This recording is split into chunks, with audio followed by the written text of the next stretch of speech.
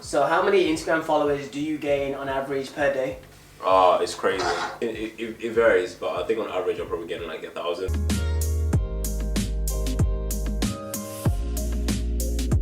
What is good, people? This is the long awaited part 2 to the how to grow your Instagram page featuring Labumba.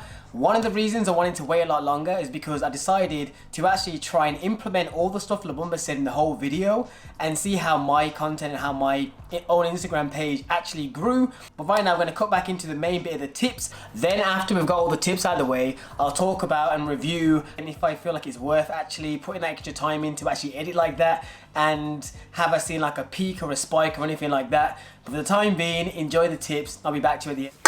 Right, you ready? Yeah, let's do it, bro. So anyways, people, right now what we're going to do is dive into Labumba's Instagram page, because he has over 400,000 followers on Instagram. So I thought, why not get someone that actually has like a proven one rather than me. We're going to dive into his account, what he finds works. This video specifically is going to be for people that want to grow an Instagram page for fitness. So I want to make sure we go in depth on that. You grew most of your followers in the last 9 months. Was there anything you actually did to help it grow fast? Did you post more frequently? Did the content change slightly? Did you start a new series or anything? Like, what do you think, even if it's multiple things, do you think could have caused it to just start skyrocketing? Or did you feel like it was just a case of Instagram? I think it's because my content was evolving. It was just getting better and better. It was just a matter of time, you know, until like a switch. Like sometimes all you have to do to get to the next level or just keep delivering the best type of content back to back. And I think it became a matter of me actually becoming better at what I was doing. Yeah. Which one of those do you find gets like the biggest like numbers when it comes to being on the explore page? Is it the photos then, or is it the workouts again? The workouts. To be brutally honest, when it comes to fitness, there's 3 things that come into play: your physique, your knowledge, and overall aesthetics. Social media is a visually driven platform. But yeah, focus on growing yourself first, because you are the person that people are watching. If you're not growing, then you're not gonna grow. I guarantee you, the reason why you might not be getting more followers is because you've been in the same place. You become complacent, and you are where you were. And if people don't see change, you'll move away. I've literally have close friends that will be doing the same thing and they've never grown a single inch because they think it's about taking the best image. No, at the end of the day, the people that have been following you, if they're not seeing change, they're gonna go to the next guy. What editing software do you use? For one of your Instagram videos, I'll use Final Cut Pro. So I use my phone, I use my camera, but I prefer camera. Phones aren't the same as where they were like, you know, like yeah, 4 years ago. Like you can get some image. decent cameras that do pretty well. Like, I know many influencers that literally use just their phone and do fairly well. But obviously if you have the money and you want to take it more seriously, a camera would be a good option. Like every tool that I have on my laptop, I have it on my phone. So I have Lightroom, I have Photoshop, I have every tool. So do you edit much on your phone? Yeah, I actually do, in terms of pictures. Everything that I do that's either on Instagram or any platform, the chances are I'm able to recreate that bit of content on my phone. For one picture, on average, how long does it take to edit it? It would literally take like 2 minutes. But that's based on the experience I've had, yeah. In terms of the actual editing process of that editing process, that'll take like less than a minute. Like a preset. Yeah, but say the first time, then let me do from someone brand new. So the first time you made that set. To develop that preset, then it would take a moment to edit, you know, to build that preset. So that preset will probably take me an hour. So everything that I do, to a certain degree, I have to make it almost passive in a way of, you know, saving time. Yeah. So essentially it's like, how do I simplify the process? Those anatomy videos, they used to take me 6 hours, then they took me 2 hours. Now they take me less than an hour. You know, they can take me 10 or 15 minutes because I've managed to find a process which narrows the time down. And that's good to kind of show how you started though. So originally it took you like 5-6 hours, and now since after doing it for so long, basically you've built your skill, you've somewhat made some sort of a template, and you've managed to increase your time to the point where you can make it in like in minutes, as you say. I want to make sure they know that it does take, you actually put in time. Yeah, you put in time. You have to be very aggressive with your approach and learn. Anything that you do, it's almost a preparation for the next one. So condense the time, make it better, become better. Everything that I do, I look to do, you know, make it as easy as possible, to a point where everything is so modular that it's just easy to create content that is so complex. Yeah. For the person that's seeing your content, it looks so complex, but in the back end you've simplified it. Your definition of good content, you know. It depends what you call it. Everyone's subjective with good though, because it could either be valuable information, something that entertains. Yeah. It needs to basically cause the end user to feel some type of way in a positive Because way. I'm trying not to bullshit people, because someone will go out there, they'll just make a bit of content, and then in their opinion, it's like good content, but it's 100% not, because like if you put in a spectrum of like different, you know, bits of content, that will probably be at the low end. So like the chances are, if you want to create good content, chances are it's going to have to be very good quality. It's going to have to be very well thought out. Yeah. As someone that's on social media, you need to learn an element of photography, videography, at the very basic level. That's all you need to know, because you're not just posting a picture. Especially if you're looking at things long term and looking to build a platform for the future, something that's going to support you, then yeah. But if you're cool just posting a picture and just enjoying, you know, looking at a tree, then yeah, that's cool. Well, most people watching this video, hopefully, if they're specifically targeting fitness Instagram page, I'm assuming they want to try and make their own brand and potentially thinking about getting sponsored, which I don't think you should. You should probably more think about just creating a good content and brand of your own, and then if you do get sponsored, you get sponsored, but that shouldn't be the end goal. You'll never find an influencer, a fitness influencer that's very creative. You know, the chances are it will come from a photographer or videographer. Yeah. So become the videographer and photographer to a certain degree that will push your content. So that's why I follow most of videographers. That's why I follow most of designers, because they're doing the things that are, you know, leading the market visually. And helps train your eye as well. Exactly, train your eye. Oh, bro, you've actually nailed it. Train your eye.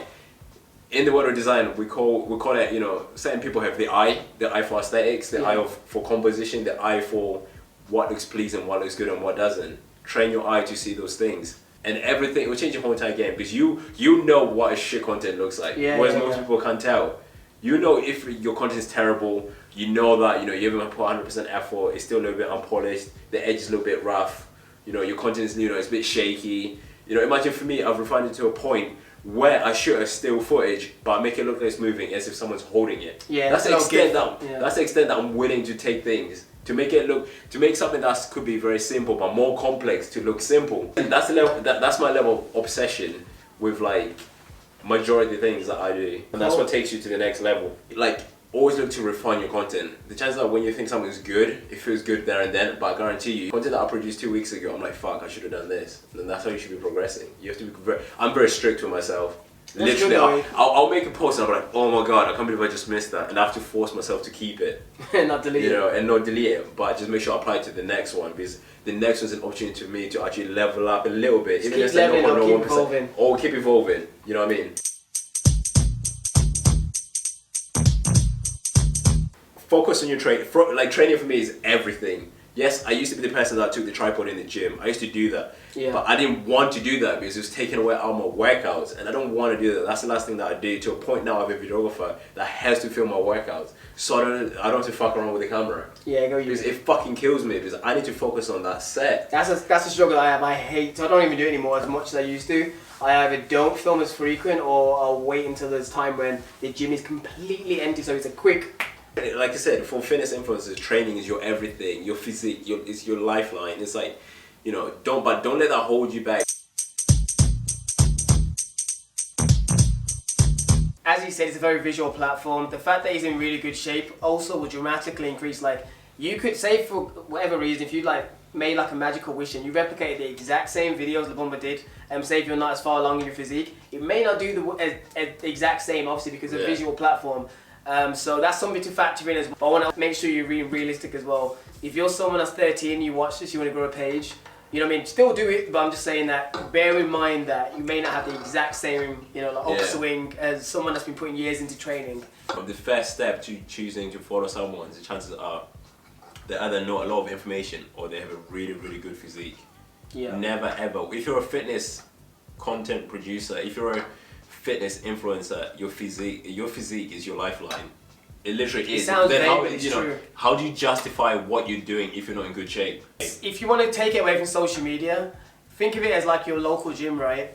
The people that get the most clients are usually the person that looks in shape. No one's really going to hire a personal trainer that doesn't look as good as them, or doesn't at least look better. Alright people, I hope you found those tips useful. I definitely did.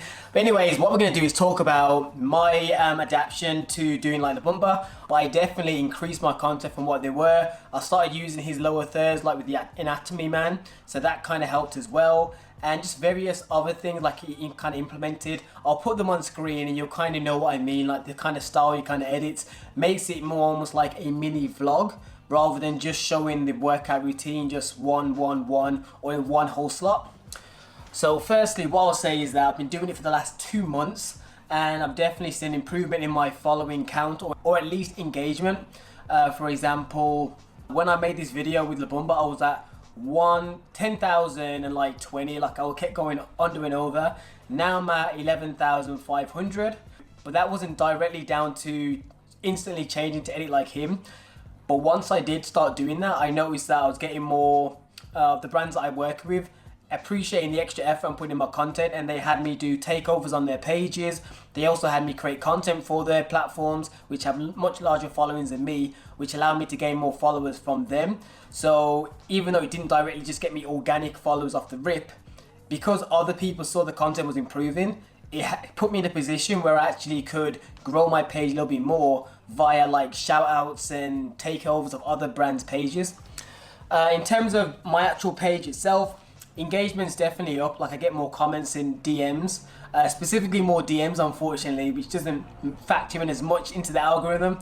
My following love messaging me privately rather than comment on the page, so I'm trying to convert them into commenting on the page a lot more. But overall, people have enjoyed the edit. The likes are definitely up. I'd say on average the likes are up 50 to 150 likes depending on how much it gets. The biggest part of engagement I can probably say is the shares. The videos get saved and shared a lot more since I started doing that editing, in combination with providing or creating content I feel like people find valuable. Right now it's the COVID time, so it's quarantine 2020 and all that stuff. So I started creating well edited home workout videos. So a proper routine plus those edits and the fancy kind of shots here and there really did help a lot. Like that is the biggest thing probably, because normally I only get like about 5 to 10 saves on a standard picture or something, or even my Instagram videos I used to make, the workout clips I did before editing like La Bumba, I'll probably get around 17 to 20 saves, whereas at one point I had 500 saves of one of my videos on Instagram, which is a biggie for me. Like I've never had anywhere near that much saves.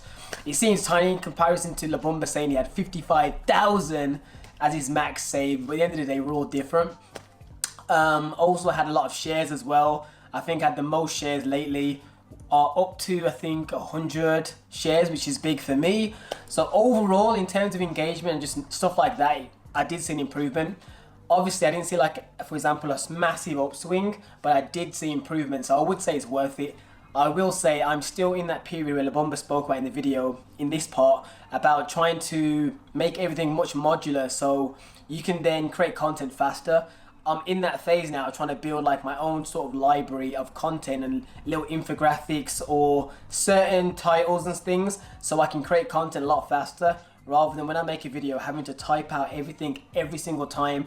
Especially on my slow Mac, it freezes a lot. So until I get a new Mac, I can edit even faster. I need to get to that point where I've started making almost like, even for example, overlays that just say leg day, back day, chest day. I have loads of little PNGs of those saved in a library somewhere, so when I create videos now, all I do is drag and drop it on the video and it helps speed up a little bit more.